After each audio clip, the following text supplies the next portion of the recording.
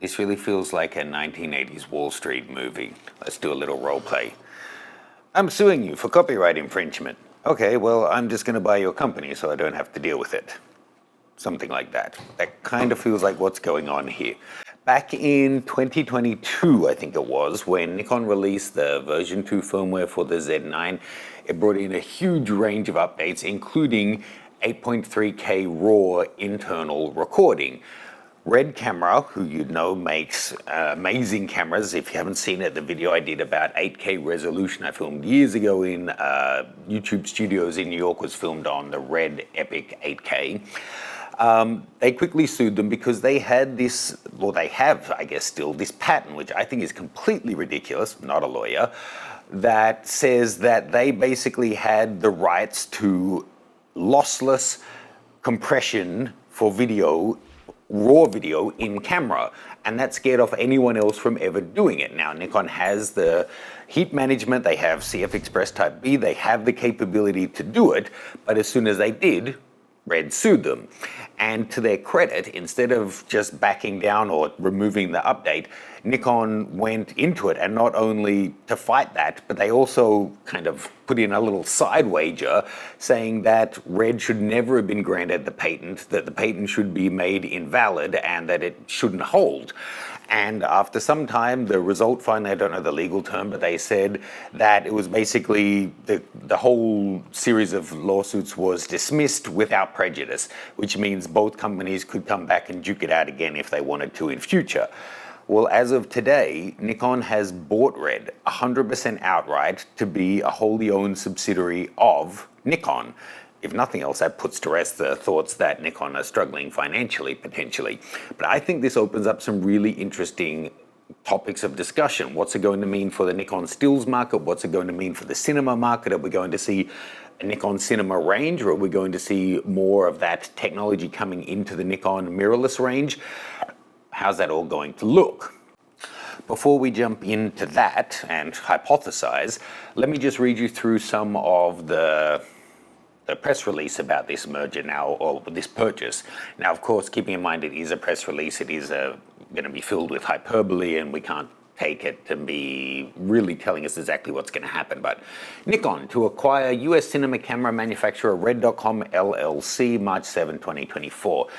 Tokyo, Nikon Corporation hereby announces its entry into an agreement to acquire 100% of the outstanding membership interests of Red.com LLC, whereby Red will become a wholly owned subsidiary of Nikon pursuant to a membership interest agreement. Basically, the founder and the president have to agree, and some conditions being made. And then the 2005, Red was formed, and it's won lots of awards, and it's a great company pioneering the industry. And that's really true. They do have some epic products, including one called an Epic. Among other things, they do have great compression technologies. You can do crazy compression within a Red. And they also have a great and very advanced global shutter sensor within their lineup. So I guess the question is, what do we think this is going to do for the markets? Because Sony have their mirrorless cameras, and then they have their kind of step above, like the FX cameras. Then they have full-on cinema cameras up to like a Burano. Canon also have their mirrorless range, then they have an intermediate range, then they have a pro range, and they definitely hold back on the mirrorless to protect the higher end. Nikon don't have a cinema range, and they just go balls to the wall. The Z9, as I said, 8.3K, 60p internal RAW recording, it just works and it doesn't overheat. We also have ProRes 4K up to 60p, beautiful image quality. It has some serious chops that amongst the consumer level, well, amongst the mirrorless cameras for stills, it has probably the most professional video options of the ones on the market, just that Sony and Canon then have proper cinema cameras out there. So do we think we're going to see some of Nikon's tech and a lens mount and that kind of thing go to Red? Because right now Red offer a Canon mount camera. Will we see a Nikon Z mount, which then gives us access to the Nikon lenses? Or will we see some of the tech from Red coming down to the mirrorless range? Will we see Nikon branded cinema cameras, or vice versa, some kind of Nikon branded stills camera? The press release may give us a little clue on that. Okay. This agreement was reached as a result, I'll link this by the way so you can see the full document.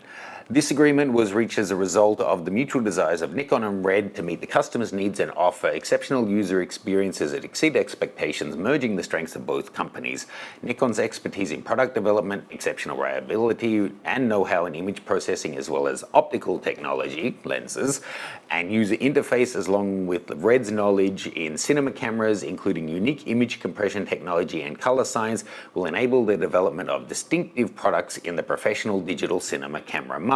So they're saying there specifically professional digital camera market, and they mention Nikon optics and interfaces and stuff. So this could be about bringing the best that Nikon can contribute to Red and letting Red go ahead on their path. Nikon will leverage this acquisition to further expand the fast-growing professional digital cinema camera market, building on both companies' business foundations and networks, promising an exciting future and blah, blah, blah, jargon, hyperbole. But I guess if we're seeing Nikon Tech and the Z mount go to being in the Red range, that's maybe as good as having a professional Nikon cinema camera, because you'd be able to use your full frame lenses, hopefully with autofocus, on next generation of Red. But I'd love to hear your guys' thoughts. What do you think 5 years from now, after the products have all kind of worked their way through the system, are we going to see a convergence where you have Red technology in the mirrorless market, Nikon technology in the professional cinema market, or is there going to be co-branded products? How do you think that could look? And importantly, what's that likely to mean for the Aris and the Panasonics and the Sonys and the Canons who are already in that professional cinema range? What's it going to mean to have the US-based Red partnering up with the Japanese Nikon to bring the best of the best together?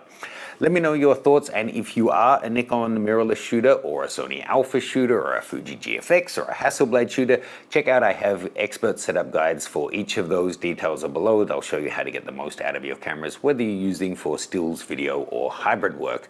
Looking forward to the conversation in the comments. Let me know your thoughts.